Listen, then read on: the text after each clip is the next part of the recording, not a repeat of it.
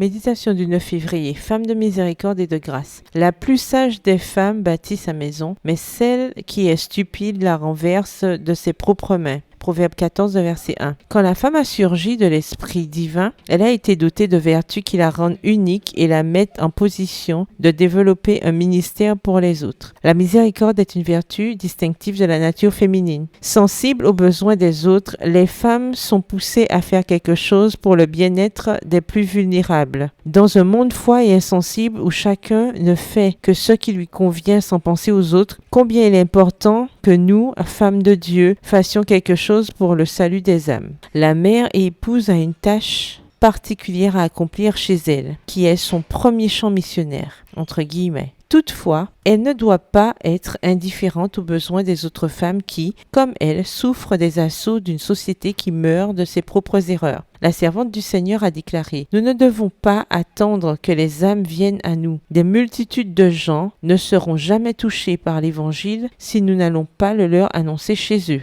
Texte tiré du livre « Instructions pour un service chrétien effectif » au chapitre 10 à la page 149, livre écrit par Ellen G. White. La miséricorde émerge des mains d'une femme lorsqu'elle offre un contact affectueux à la mère qui souffre de ne pas savoir comment diriger sa famille. Elle découle de lèvres pleines de sagesse lorsqu'une jeune femme demande conseil. L'exemple suprême du « ministère de la miséricorde » se trouve en Jésus qui, à chaque pas sur les routes poussiéreuses de Galilée, prodiguait amour, tendresse et compassion. Ellen White déclare « La méthode du Christ pour sauver les âmes est la seule qui réussisse. Il se mêlait aux hommes pour leur faire du bien, leur témoignant sa sympathie, les soulageant et gagnant leur confiance. Puis il leur disait « Suivez-moi ». Texte tiré du livre Le ministère de la guérison, chapitre Les missionnaires médicaux et leurs tâches à la page 118. Puiser à la source de la miséricorde qui est le Christ devrait être la priorité de la femme qui désire être un instrument de sa grâce. Ainsi, investis de la puissance de l'esprit, nous contribuerons à apporter l'abondance là où il y a la pénurie, la guérison là où il y a la maladie et la paix là où il y a le découragement. Prenons notre place sur le champ de bataille aux côtés de notre capitaine Jésus-Christ et accomplissons cette tâche avec joie, sachant que toute âme qui tombe en proie aux ruses de l'ennemi peut être guérie et sauvée par notre intervention opportune. Bonne journée et que l'Éternel vous bénisse.